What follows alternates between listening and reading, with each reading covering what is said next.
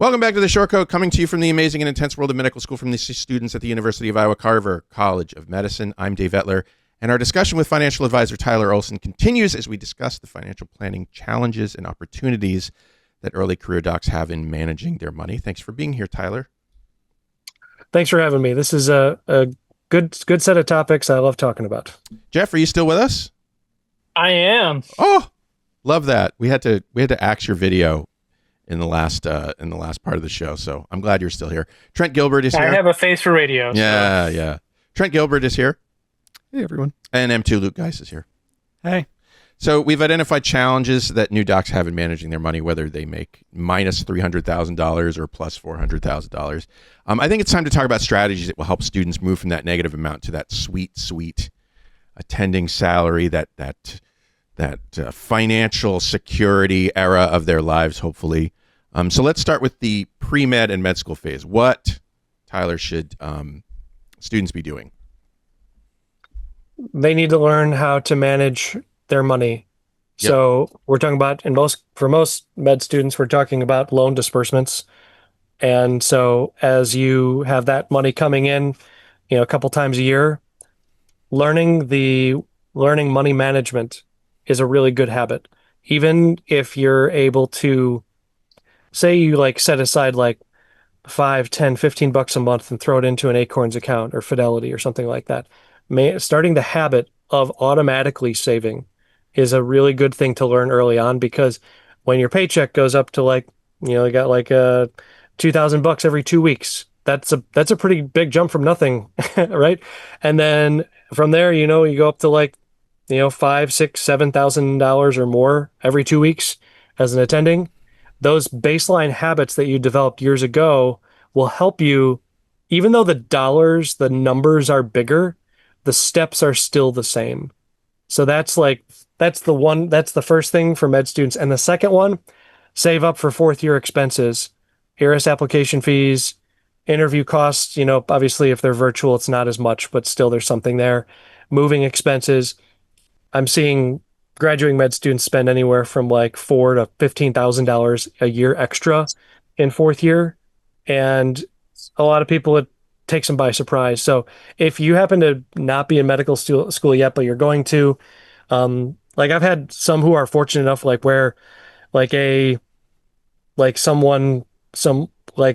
grandparent set aside some money for them, and they're oh, should I use this to pay some of my tuition so that I don't have as much debt? I usually say no, put it into a high yield savings account at Ally Bank or something and just leave it there, because you are going to drain that thing during fourth year. Mm-hmm. Those are the two things I think with med students. Fund. Yeah, just reserve fund.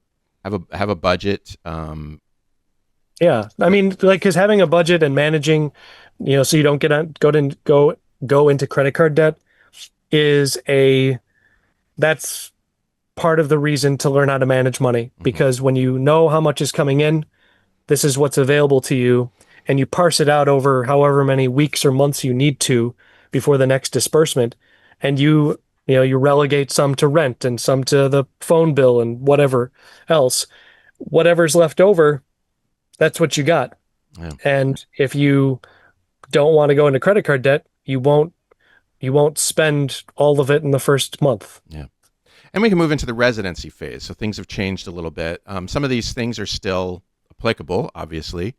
But I know that's probably what you guys want to talk about most, is, things like strategic student loan management. We've already talked about preventing lifestyle creep on the previous show. What else? Managing your federal student loans. And that is my default response to that is pick an income-driven repayment plan. Mm-hmm. Right now, the only real option is IBR, income-based repayment. Just for clarity, IDR and IBR are different things. Of course they are. Yeah, I know, right? IDR is an acronym, income-driven repayment, and IBR is one of the IBRs. The other ones like PAYE, PAYE, ICR, and SAVE, those are all going away. Oh, I didn't. Okay. Current med school graduates can access those. But when anyone who's in medical school now, when you graduate, you're going to have IBR as an option. If you're graduating this year, but the new repayment plan is called RAP, RAP, and that's the main one. You got to pick whichever one is going to help you to just kind of tread water while you're in training. Unless you have like a spouse who has a high income and you don't have that much debt, student loan debt payoff is not a priority. You just want to put it on the back burner, auto pay. If you're in residency at a nonprofit, at least get the PSLF payments counting so that if it's there and you want to use it as a strategic option, you can. But you want to make that decision pretty quickly after you graduate medical school so that you get it on an IDR, know what the payment is, build it into your cash flow plan, and then you can focus more on your training and taking care of yourself. That's the first thing that comes to mind. Disability insurance, super important to look into getting it as soon as you reasonably can.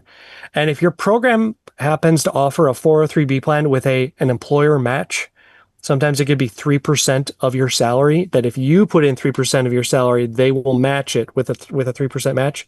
You should do that because it's essentially a hidden pay bump. Yeah, and it helps to build toward your retirement it's savings. income you're missing out on if you don't do it. It's really what it is. It's a benefit. Yeah. Yeah, definitely.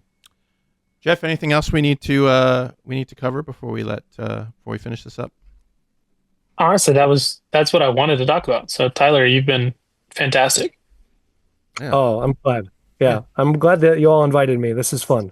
Thank you so much for coming. We've been talking to Tyler Olson, financial advisor for early career physicians. Tyler, where can we find out more about you and your work? I have a podcast. Oh. It's called A Good Problem to Have. It's not even live yet, but it will be in 2 weeks. Nice. But if you go to olsonfp.com, OLSONFP.com, there will be a podcast page for it there. I'm also pretty active on Twitter right now, but that may not always be the case. I have another podcast that I co-host right now that's been going for a couple of years called Physician Sense, CENTS. So if you go to physiciansense.com, we got a lot of great conversations over there too that you can listen to. Oh, wonderful. Well, thank you so much. Shortcuts, if you have something you want to say about today's show, a question you have that maybe we can help you answer, go to theshortcut.com/tell us and send us a message. Otherwise, we're done.